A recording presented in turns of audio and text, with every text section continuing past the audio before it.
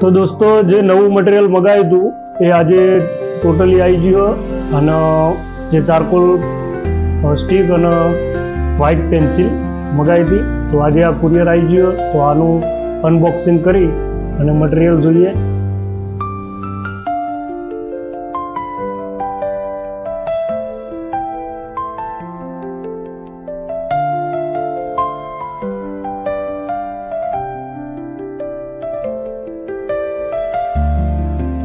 તો દોસ્તો આ વ્હાઇટ ચારકોલ પેન્સિલ મેં પણ મગાવી હતી તો આ ટોટલી મને 3 પીસ 100 રૂપિયાના પડે છે.